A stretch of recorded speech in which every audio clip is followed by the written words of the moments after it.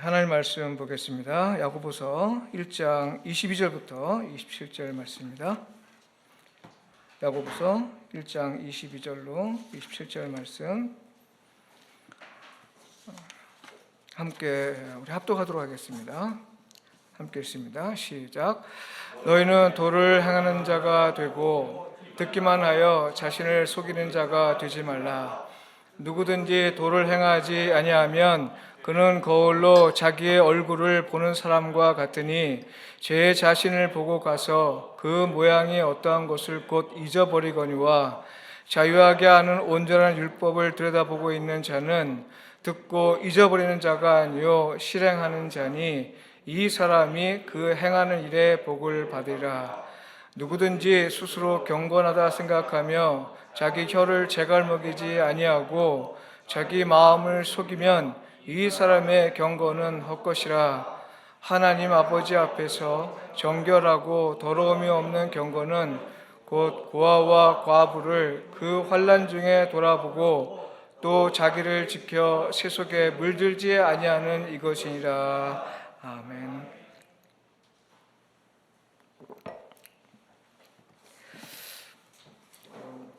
사랑하는 성도 여러분, 일주일 동안 안녕하셨습니까?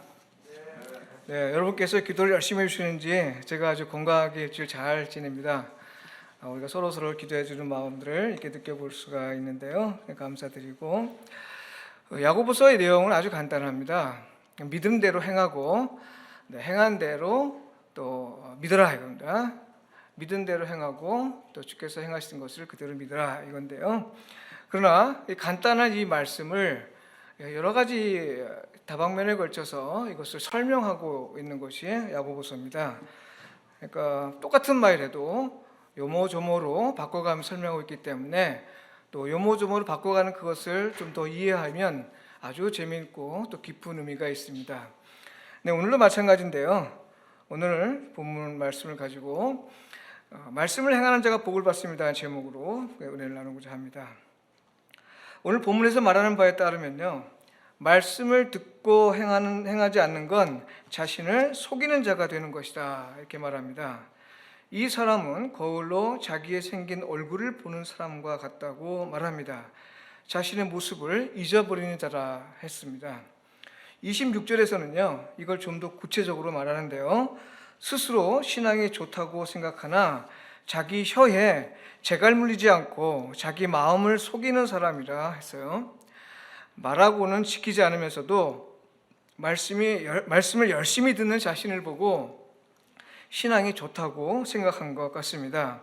양심을 속이는 일을 거침없이 했다고 합니다. 이에 비해서 말씀을 실천하는 사람을 일컬어서 27절에선 자유롭게 하는 온전한 율법을 들여다보고 있는 자 이렇게 말하고요, 이 사람을 복을 받을 것이다 이렇게 했습니다. 오늘 설교는 듣고도 행하지 않는 사람과 실천하는 사람, 이 두 사람에 대해서 살펴보면서 은혜를 나누고자 합니다. 여러분, 먼저 22절을 보면요, 말씀을 듣기만 하여 행하지 않는 사람을 가리켜 자신을 속이는 자라 이렇게 말합니다. 26절에 자기 마음을 속인다란 말과 비슷해 보이죠. 근데 사실은 헬라어로 다른 단어입니다. 26절에 자기 마음을 속인다는 말은요, 양심을 속이는 행동을 가리키는 말이고, 22절에서 자신을 속이는 자란 자기 정체성을 부정하는 사람을 말합니다. 그러니까 말씀을 듣고도 행하지 않는 사람을 가리켜서 자기 정체성을 부정하는 사람이다 이렇게 얘기하고 있는데요. 왜 그럴까요? 왜 말씀을 들었지만 그 들은 대로 행하지 않은 사람을 두고 지금 야고보 선생은 그 자신을 속이는 자다, 다른 말로 하면 자기 정체성을 부정한 자다 이렇게 얘기하고 있습니다. 이게 무슨 말일까요? 이걸 좀 아주 쉽게 이해하면요, 지금 야고보서 기자는 그리스도인을 정의하기를 뭐라고 얘기하는 거 아니? 말씀을 듣고 행하는 자다 이렇게 정의하고 있습니다. 그러니까 그리스도인이란 뭐냐? 말씀을 듣고 행하는 자다라고 이렇게 정의하고 있는 것이 야고보서 내용입니다. 처음으로 그리스도인이라 불리는 곳은 안디옥 교회죠. 이 사도행전 11장 26절에 나와 있습니다. 이 당시 그리스도인이란 그리스도의 가르침을 따르는 사람, 이 그리스도가 당시 누구냐면, 예수 그리스도 누구냐면 이게 이단입니다. 이단자. 그러니까 사이비 교주에 해당되는 사람이에요. 그러니까 그리스도인이다라고 얘기하는 것은 그 사이비 교주를 따라다니는 사람, 그 가르침을 따르는 사람, 이렇게 좀 비난적으로 했던 말입니다. 칭찬의 말이 아니었어요.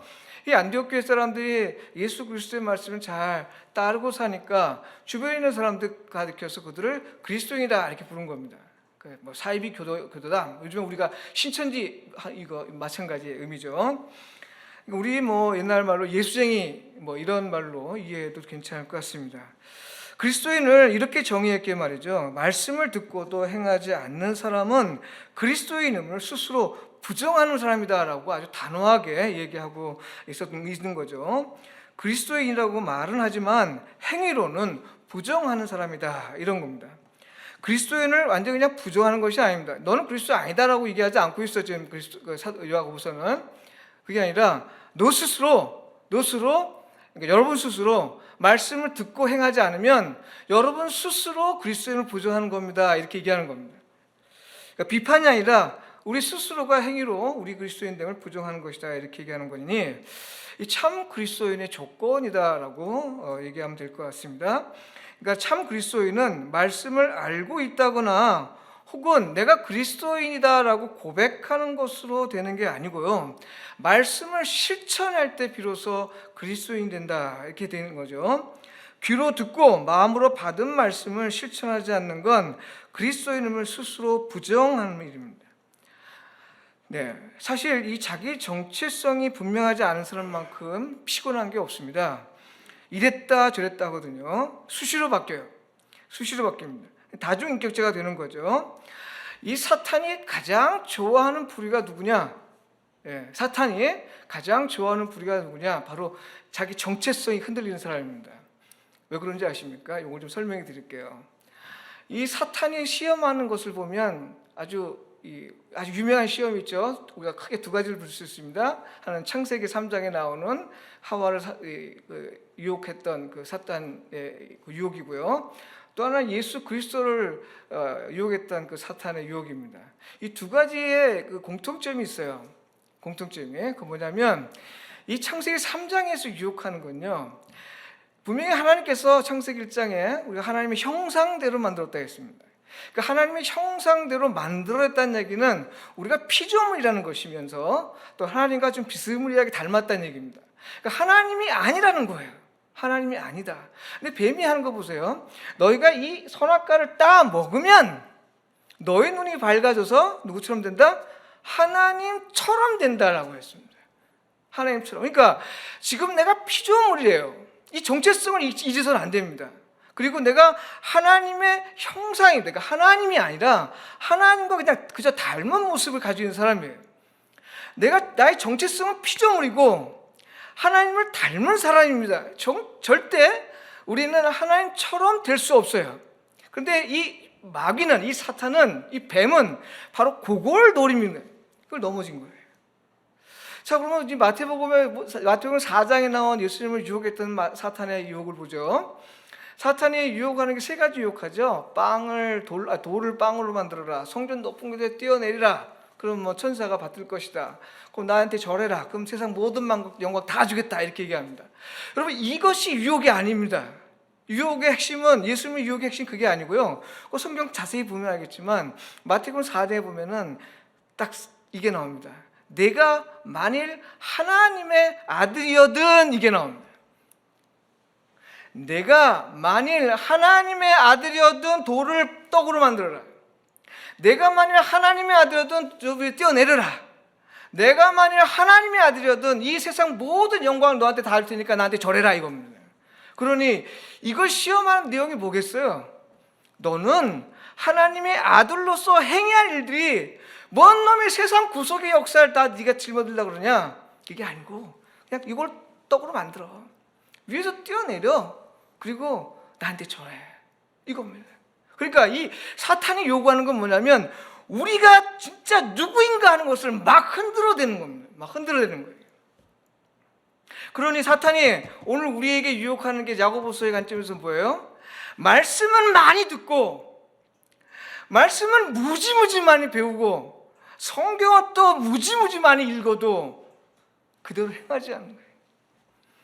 그대로 행하지 않도록 만드는 것이 바로 사탄의 계략이고, 사탄이 그걸 통해서 오늘 우리에게 요구하는 것이 바로 이건.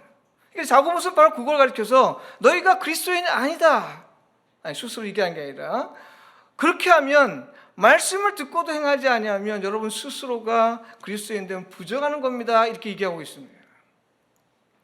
그러니 여러분 사탄의 계략에 그대로 넘어가는 거 아닙니까? 사탄이요, 오늘 우리에게 요구하는 건 뭐냐면, 너 그리스도인이? 그러면 이거 해. 그리스도인이? 그럼 이거 해. 여러분 이게 아닙니다.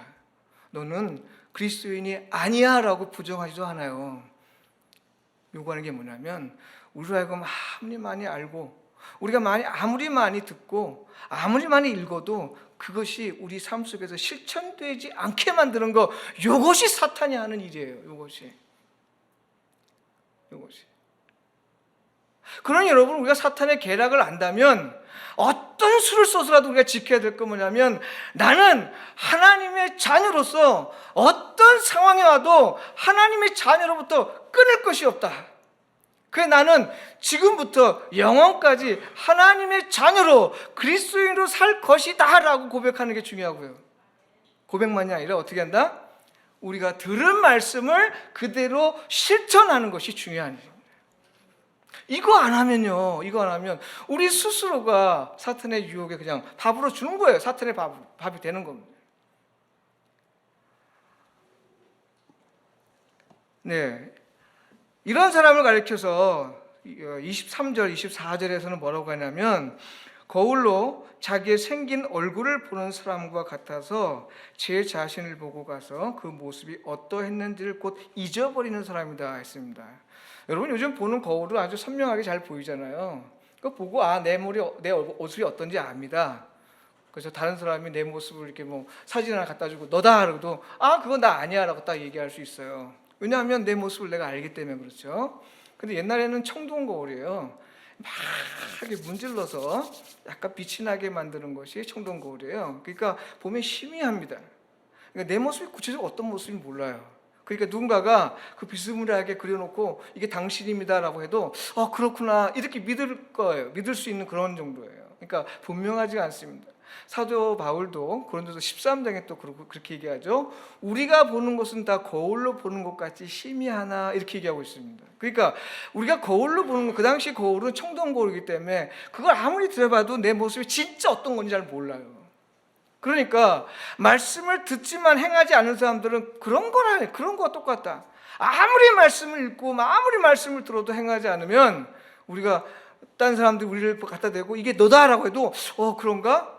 그런가 보지 그렇게 따르는 거예요. 내가 도대체 누군지도 모르고 다른 사람들이 이제 규정한 나, 하나님이 나를 어떤 사람으로 만들어진 걸 새까맣게 잊어버리고 그냥 세상에 밝혀주는 모습. 야, 너는 돈을 많이 버는 사람이야. 너는 권력이 있는 사람이야. 너는 명예 있는 사람이야. 너는 그렇게 살면 안 돼 라고 하면 그렇지, 나 그렇게 살아야지, 나 그런 사람이야지, 이렇게 홀딱 넘어가는 게 오늘 그리스도인 아니겠어요? 이게 바로 청동 거울 보고 그냥 내 모습 전혀 모르는 상태에서 살다가 마귀가 갖다 드린 모습 보고 정말 그 내 모습 맞아 이렇게 얘기하는 거 똑같다 이 말이에요. 똑같아. 아무리 열심히 들여다봐도요, 듣기만 하고 행하지 않은 사람은 그저 희미할 뿐이죠. 자기 정체성에 분명하지 않은 사람입니다. 여러분, 이 말씀에서 우리가 배울 것이 하나 있어요. 뭐냐면, 우리가 그리스도인으로서 과연 무엇을 드러내며 살아야 되느냐 하는 거예요. 무엇을? 그러니까 우리가 그리스도인으로서 말씀을 듣고 또 그대로 행하는 사람이 그리스도인이라고 했어요. 행해야 된다가 아닙니다. 행해야 된다가 아니라 말씀을 듣고 행하는 사람이 그리스도인입니다. 달라요. 말씀을 듣고 행해야 된다는 거는 안 할 수 있지만 그냥 마땅히 해야 된다라고 또 당위적인 요구를 받는 거예요. 그리스도인이 그게 아니고요. 말씀을 듣고 행하는 사람, 이게 분리되지가 않아요. 그럼 이 질문은 아까 지금 말씀드린 것처럼, 그럼 우리 그리스도를 통해서 드러나야 될 게 도대체 뭘까 하는 거예요. 드러나야 될 게 뭐냐? 그 25절에 나옵니다. 25절.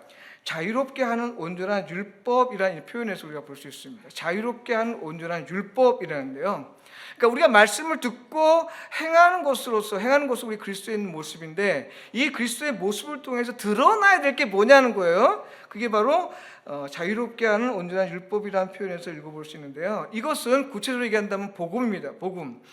이 말씀을 27절과 함께 연결시켜서 읽어보면요, 자유롭게 하는 율법은 사랑의 계명이다, 이렇게 볼 수 있어요. 여러분 27절 기억나시죠? 네, 바로 고아와 주 이웃 사람을, 어려운 사람을 돌봐주고 이런 내용입니다. 결국 사랑의 계명이라고 볼 수 있어요. 그러니까 그리스도인에게 나타날 건 죄와 사망의 권세로부터 해방된 모습, 곧 자유입니다. 자유.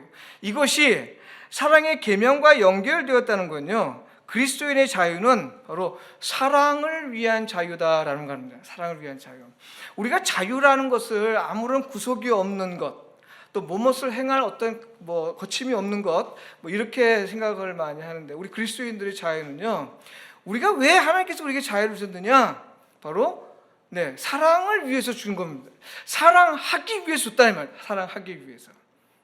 그러니까 내가 이 자유를 얻었는데, 이 자유로 내 주장하기 위해서나 내 욕심 채우기 위해서 이 자유를 행사한다면 이거 그리스도인의 자유가 아니라는 거예요. 일반 세상 사람들의 자유는 자기 권리를 차지하고 요구하고 또 내가 원하는 것을 할 수 있는 것으로 이해하고 있지만, 우리 그리스도인들은 그렇지 않아요. 그리스도인들은 바로 사랑을 위한 자유입니다. 이것을 사랑의 종이라고도 표현해요. 사랑의 종. 사랑의 노예라고도 표현하죠. 우리는 하나님부터 이 자유를 얻었을 때 바로 사랑을 위해서 있는 자유입니다. 사랑을 위해서 자유를 잘 사용하십니까?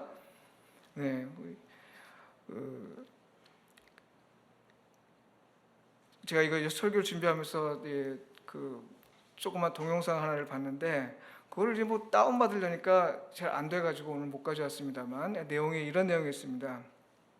둘이 조금만 이제 노예로 있다가 이제 풀려났습니다. 근데 노예로 있으면서 그때 꿈꾸는 게 있었어요. 그게 뭐냐면, 내가 여기서 벗어나면 나는 짜장면 먹을 거야. 군대에서 지냈던 분들은 아시죠? 그 짜장면의 그 느낌 정말 맛있어 보입니다. 또 어떤 사람은 나가면 저 하와이 가서 그냥 멋진 해변에서 한번 거닐어 볼 거야, 이렇게 얘기를 합니다. 그래서 마침 이제 해방이 됐어요.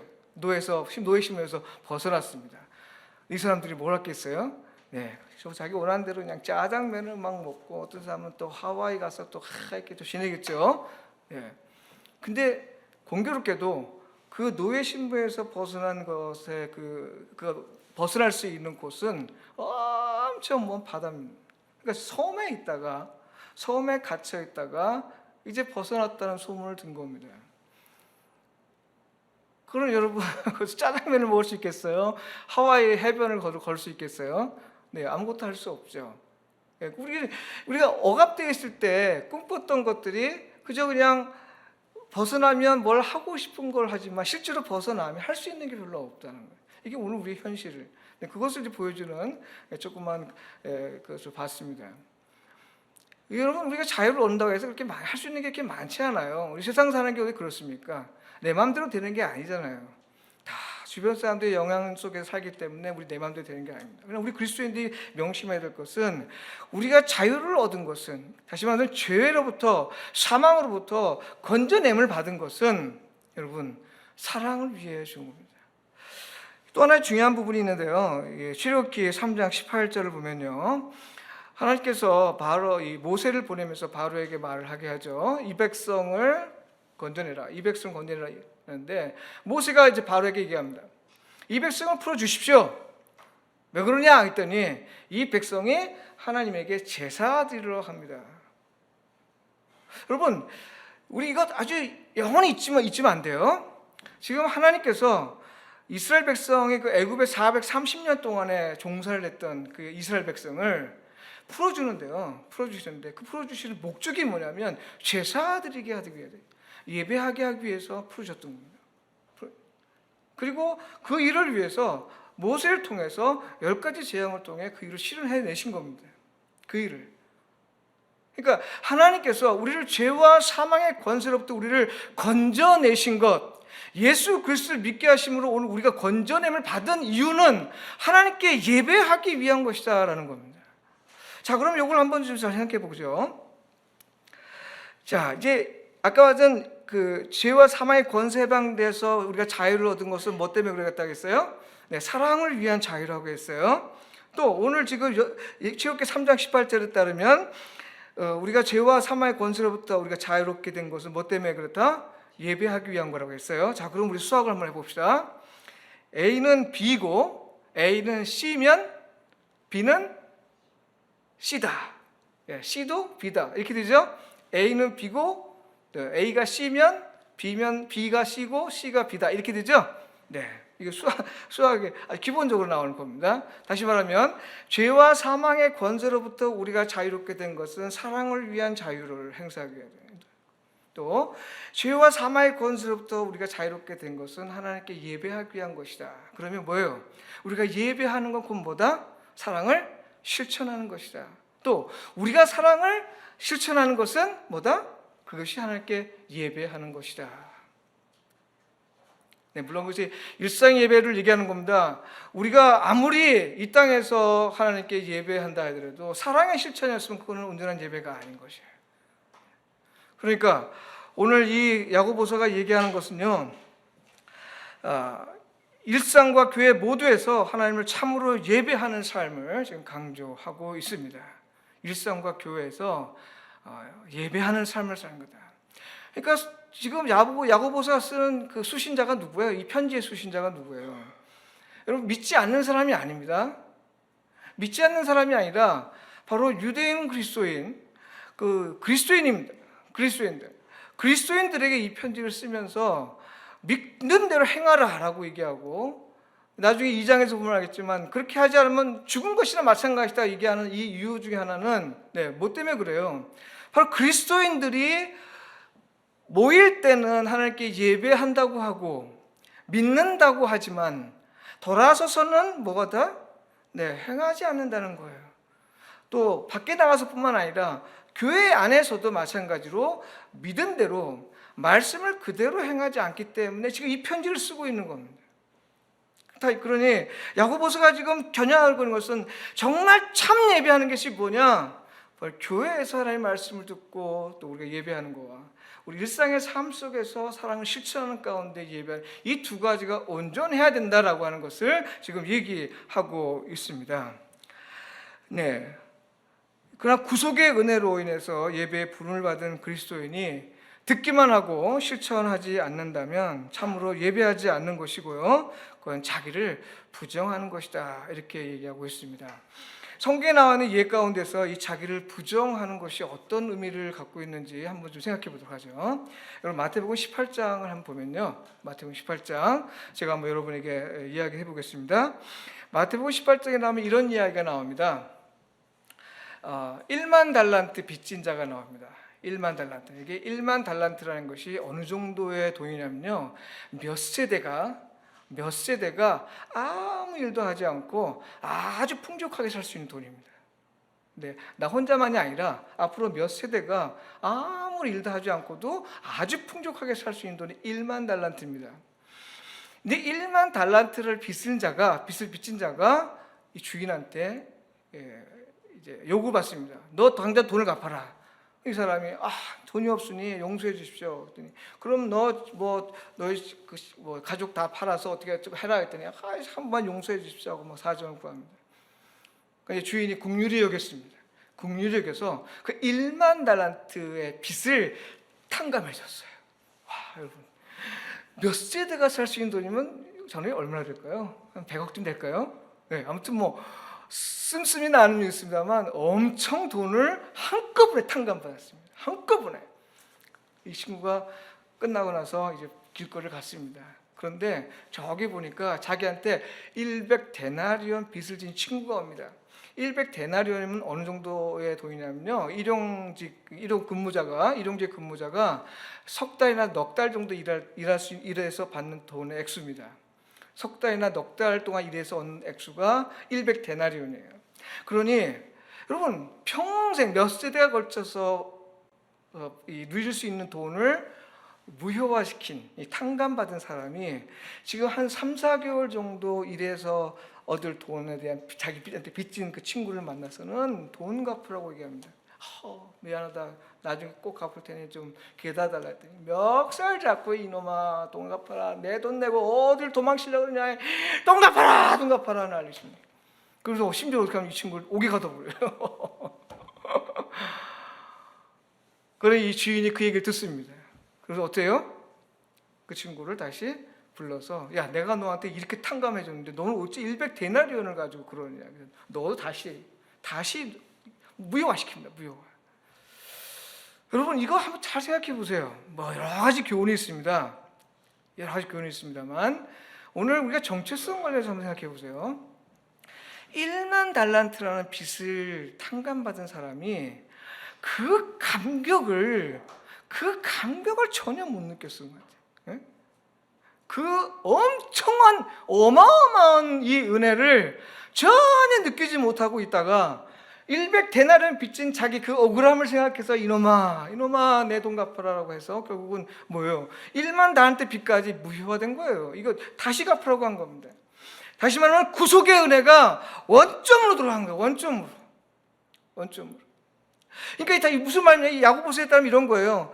오늘 우리가 하나님 앞에 예배한다고 와서 예배하고선 만약에 일상의 삶 속에서 사랑의 계명을 실천하지 못한다면 이건 다시 원점으로 돌아간 거나 마찬가지라는 거예요. 그 원점으로 돌아가는 것이 무엇이냐? 바로 1만 달란트 빚을 탕감받은 자가 100데나리온 빚을 짠 자를 용서 받지 못해서 다시 원점으로 돌아간 것과 마찬가지다 이 말입니다. 마찬가지. 얼마나 안타까워요, 여러분. 1만 달란트 이게 참 그걸 한번 생각해 보세요, 여러분. 왜 그랬을 것 같아요? 왜? 아니 그 정도의 빚을 용서받았으면서도 왜 뭐가 뒤틀려서 그 100데나리온 사람을 이 빚진 걸 용서 못했을까요? 제가 이거 가지고 참 오랫동안 고민했습니다. 근데 이제 제가 느끼기로 이런 것 같아요. 제가 이런 경험을 해본 적이 있습니다.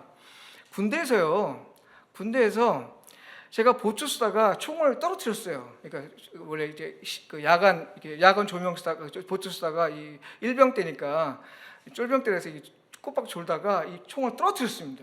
근데 이 전방부대에서 이 총을 떨어뜨려서 많이 걸리면 영창감이라고 막 들었거든요. 영창감. 근데 떨어뜨리고 나서는 제가 모르고 그냥 잔 거예요. 근데 소대장님이 그 순찰을 들어왔는데 걸렸어요. 그러면 저는 어떻게 돼요? 영창을 가야 되는 거예요. 영창. 영창을 가야 돼요. 근데 소대장님이 불쌍하다 해서 여기 조인트 하라고 그러는데 요거를 조인트 한테 딱 때리고 지나갔습니다. 너무 감사하잖아요. 감사해서 다시는 그러지 말아야 되는데 그 다음날 또 보초 쓰면서 그 다음날에는 떨어뜨린 게 아니라 창을 내려놓고 줄짝 앉았습니다. 힘들어서. 대한민국 군인이 가끔 이럽니다. 또 걸렸어요. 또 걸렸어. 소장이 뭐라 그랬어요? 이것이 한번 용서했더니 또 그러네 하고 또 이렇게 영창을 안 보내고 또 그랬습니다. 그래 이제 이번에는 매복을 갔네요. 매복. 그 저는 정신을 좀 바짝 차렸다고 생각했는데 군인들이 매복을 가면 이렇게 숨어서 저기 오는 걸 숨어가지고 저기 오는 걸 느끼지 못하게다가 오면은 딱 잡는 것을 매복해요. 나를 숨기는 거죠. 가만히 숨기고 내자를 숨기고 있었는데 이제 그 분대원이 같이 갔죠. 다 숨기고 있는데 제가 이제 잠에 코를 좀 골아요. 근데 졸았네요. 졸다 보니까 코가 고르는 거예요. 옆에서 분대원이 자꾸 친 거예요. 이 소대장이 또 이게 또 순찰 오니까 깨라. 근데도 그냥 코를 골았네요. 어떻게 됐겠어요? 걸렸죠. 그러니 제가 참 고문관 역할을 했죠. 여러분, 제가 만약에 영창이라는 그것을 잘 알았다면 제가 정신을 바짝 차려서 아마 그러지 않았을 텐데요. 영창이라는 것은 말만 들었지 가보질 않았어요. 그것이 어떤 건지 몰라요. 그러니까 그냥 가볍게 생각한 겁니다. 가볍게. 그래서 그냥 그 군에서 그런 일들이 계속 반복을 했던 거예요. 제 생각을 해보니까 아마 이 1만 달란트 빚진 사람은 자기가 탕감받은 그것이 어마어마하고 상상을 초월한 것인지를 감을 잡지 못했던 것 같아요. 이게 뭘 의미하는지를 몰랐던 것 같아요. 얼마나 소중하고 이게 어떤 가치인지를 몰랐던 것 같아요. 인정하지 않은 거죠. 그러니 백데나리온 이 빚진 자를 잡고 이놈아 동갑하라 동갑하라 했던 것이 아니겠습니까?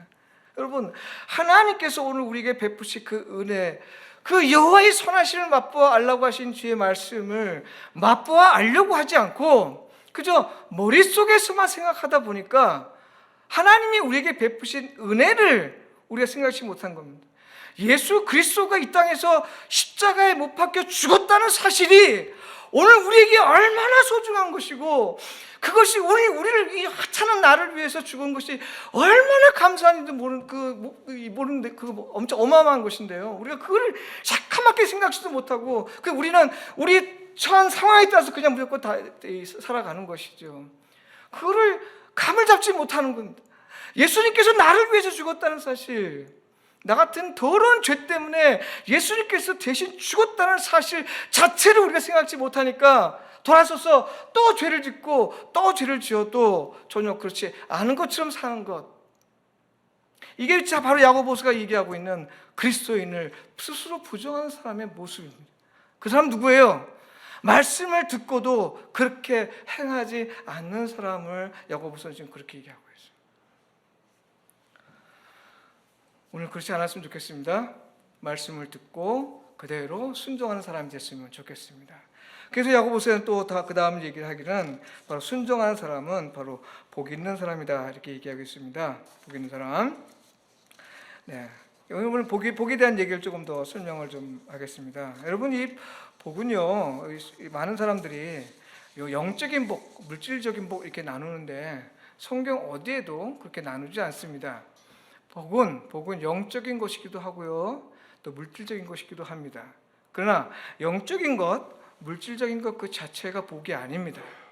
예를 들어서 제가 지금 로또 100억짜리를 당첨됐다 합시다. 제가 복 받은 사람일까요? 네, 사람들은 그렇죠. 아, 복 받았다 이렇게 얘기합니다. 여러분, 예수 믿는 사람들한테는요, 그거 복 아닙니다. 그거 복 아니에요. 네. 그럼 뭐가 복이냐? 설명드리겠어요.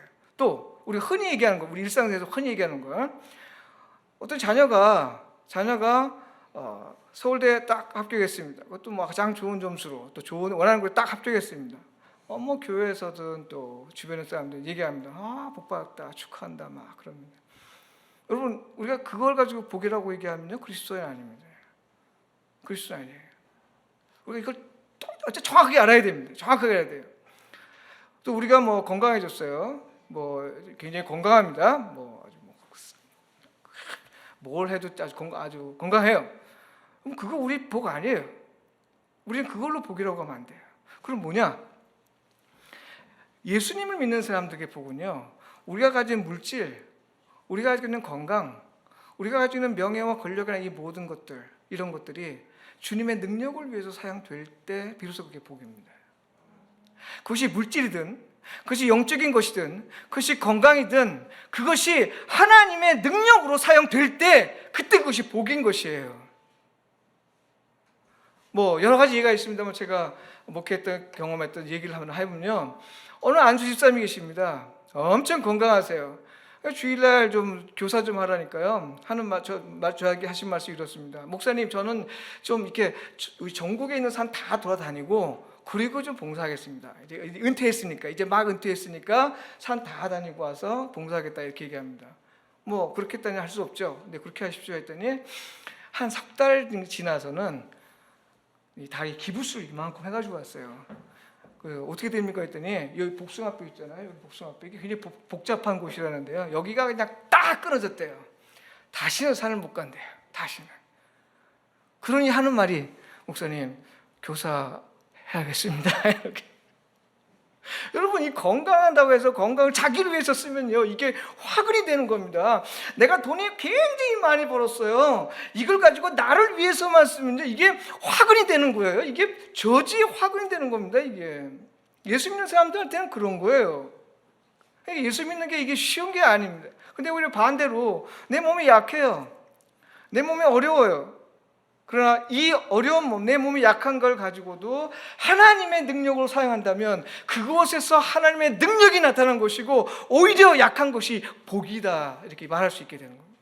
그러니 사도 바울이 하나님한테 말씀을 드는 겁니다. 내 은혜가 내게 족하다, 네 약한 것이 오히려 복이다 라고 얘기할 수 있는 겁니다. 근데 우리는 그렇지 않잖아요. 몸이 건강하면 난 지금 뭔가 좀 복이 없는 것 같다, 하나님 나를 떠난 건 아닌가, 뭐 이렇게 자꾸 생각하시는데요, 여러분 잘못 생각하는 겁니다. 한 가지 예를 한번 들어보죠. 제가 아는 권사님이 지금 돌아가셨습니다만 그분이 유방암이 걸렸습니다. 뭐 저는 안 만져봐서 모르겠습니다. 여자 전사님이 만들어 보니까 이게 딱딱하게 됐다 그래요, 유방에.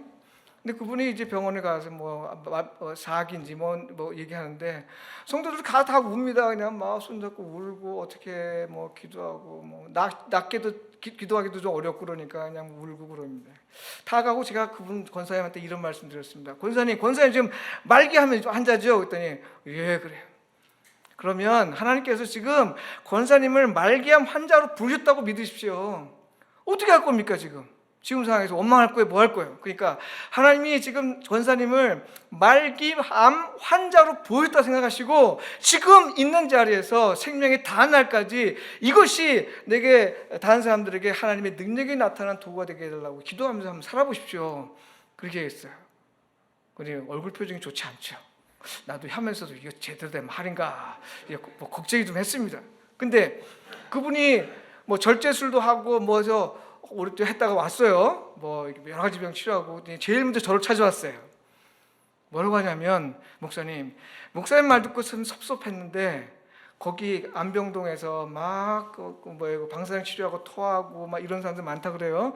자기가 그분들을 자기가 도와줬대요. 자기도 힘든데 그 사람들을 돌보고 이렇게. 근데 다른 사람들은 다 죽어 나가도 자기는 살아서 나왔다. 그분도 이제 한 15년인가 20년 살고 돌아가셨어요. 그 이후에. 여러분, 우리가요 하나님의 복을 잘못 알고 있어요. 하나님의 복은 많이 받고 건강하고 축복, 권력 이게 중요한 게 아니고 비록 내가 작은 것 가지고 있어도 하나님의 능력을 위해서 내가 이것이 사용된다면 이것이 복입니다. 나이가 90에 꼭 꼬부랑 할아버지가 되고 비록 제대로 힘을 못 써도 나를 만나는 사람이 예수를 만나도록 하고 나를 만나는 사람이 좀 행복하게 하고 기쁨을 느낄 수 있게 한다면 그게 복인 것이에요. 그게 복인 것이에요. 그러니 누가 복되다 했어요? 하나님 말씀 순종하는 사람이 복되다 했습니다. 그게 무슨 말이에요? 하나님 말씀을 순종하는 곳에는 하나님의 능력이 막 나타난다는 겁니다. 할렐루야. 믿습니까 여러분? 하나님 말씀을 순종하는 사람한테는요 하나님의 능력이 막 나타난다 이 말이에요. 돈이 많은 사람, 권력 있는 사람, 명예 있는 사람, 건강 있는 사람은 자기의 능력이 나타나고 사람들에게 자기 이름을 밝히고 이렇게도 할 수 있겠지만 하나님의 능력은 나타나지 않는다. 그럼 누구한테 나타나냐? 비록 작은 것이라도 하나님 말씀에 순종하는 사람들, 내가 들은 대로 말씀을 행하는 사람, 내가 들은 대로 그대로 행하려고 노력하는 그 사람에게 하나님은 당시의 능력을 나타내 보이신다 이 말입니다. 그러니 우리가 찾아가야 될 사람은 누구냐? 돈 많은 사람 찾아가서는 안 돼요 여러분. 권력 있는 사람 찾아가는 게 아니고요, 하나님 말씀대로 행하는 사람, 그 사람을 찾아가야 되는 겁니다. 그곳에서 우리는 하나님의 능력을 만날 수 있는 거고 그곳에서 하나님의 역사를 우리가 만날 수 있는 거예요. 그곳에서. 그리스도인은 누구예요? 하나님의 능력을 경험하고자 하는 사람 아닌가요?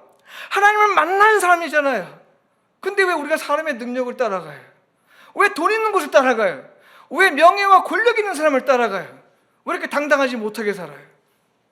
우리가 그리스도인이라고 한다면, 말씀을 들은 대로 행하는 사람이라고 한다면 하나님의 말씀을 실천하는 그 사람을 찾아가야 됩니다.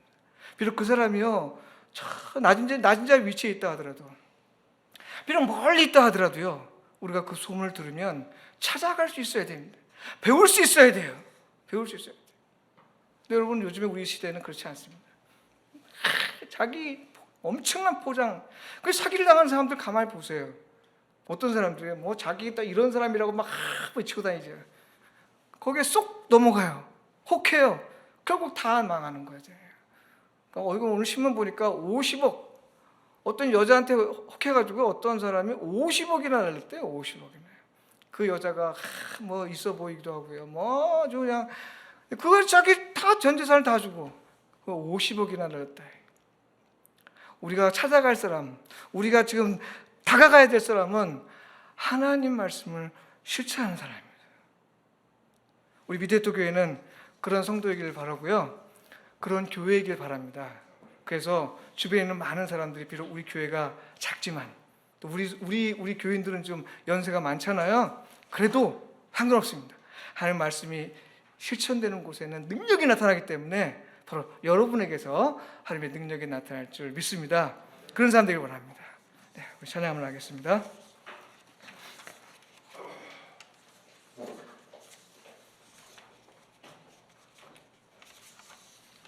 부르신 곳에서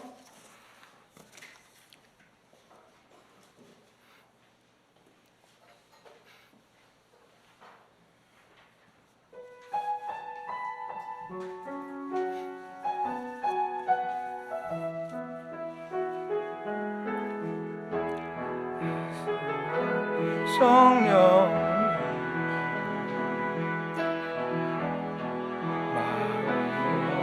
마음을 몸을 감싸며 주시는 평안 만족함을 느끼네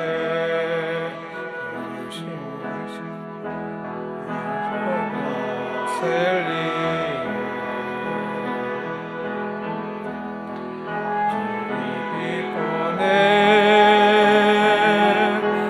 몸을 감싸며 주어지는 평안 그 사랑을 느끼네 부르신 곳에서 예배하네 어떤 상황에도 나는 예배하네 부르신 곳에서 예배하네 어떤 상황에도 예배하네 걸어갈 때 길이 되고 살아갈 때 삶이 될 곳에서 예배하네 내가 걸어갈 때 길이 되고 살아갈 때 삶이 될 곳에서 예배하네 준 곳에서 예배하네 나에도 예배하네 준 곳에서 예배하네 어떤 상황에도 우리 시간 함께 기도합니다. 하나님 말씀을 들은 대로 행하는 우리 그리스도인이 믿습니다. 정체성을 흔드는 마귀의 유혹을 이기게 하시고 하나님의 부르신 하나님의 자녀로서 사는데 부족함 없도록 날 동행하시고 복 있는 자로서 이 땅에서 살아갈 수 있도록 하여 주옵소서. 또 우리 교회를 위해서 기도하고요, 이 땅의 대선을 위해서도 기도하고 우리 아픈 환자들을 위해서 기도하고 특별히 이경자매가 이석증으로 지금 고생하고 있습니다. 이경자매를 위해서 우리 특별히 기도하겠습니다. 함께 기도합니다. 하나님 아버지 감사합니다. 주께서 하나님에게 말씀하시는 게 감사하고 제 말씀을 듣게 하시니 감사합니다. 그러나 하나님 아버지 우리가 제 말씀을 들은 대로만 멈추지 않게 하시고 하나님 말씀을 그대로 행하는 자로서 그 부르심에 따라 살도록 하옵소서. 하나님 도와주시옵소서. 하나님 연약한 자로 살지 않게 하시고 복 있는 자로 삶의 능력 있는 자로 살기 원하오니 하나님이여 도와주시옵소서. 복 있는 자로 살게 하여 주시옵소서. 복 있는 자로 수많은 세계 기쁨 되게 하시고 하나님의 능력을 대로 살 수 있도록 도와주시옵소서. 하나님 아픈 자를 기도합니다. 하나님 아픈 자를 채워주시고 인도하여 주시옵소서. 비행자매 이어서 고쳐주시고 깨끗하게 하시고 한 사람 두 사람의 백원과 만으로 하나님을 아버지 높게 고쳐주시도록 도와주시옵소서. 주옵소서. 하나님 아버지 아픈 자들을 어떻게 던지고 거기 깨끗함 주시옵시고 한대로 부름받은 그 부름대로 살도록 도와주시고 하나님 땅에 대해서 성도를 위해서 기도합니다. 하나님의 택한 백성, 하나님의 택한 백성을 말하게 만들게 하여 주시고 하나님을 말하고 숨겨나기며 하나님께 선포하며 이 땅에 나를 온전히 살 수 있게 될 수 있도록 하나님 부으시옵소서. 오 하나님 미래적 교회를 축복하시고 미래적 교회를 하나님의 영광을 드러내게 하시고 이곳에서 소문나게 하시며 많은 사람들이 이곳을 통해서 하나님을 살아계심을 볼 수 있는 놀라운 역사를 허락하여 주옵소서. 이곳에 오는 모든 자들이 복받게 하시고 이곳에 오는 모든 사람들이 주의 평안을 누리게 하시고 이곳에 오는 모든 사람들이 주의 기쁨을 느끼며 살아갈 수 있도록 하나님 도와주시옵소서. 하나님 우리가 간절히 기도했사오니 응답하여 주옵소서. 속히 응답하여 주옵소서. 예수님의 이름으로 기도하옵나이다. 아멘.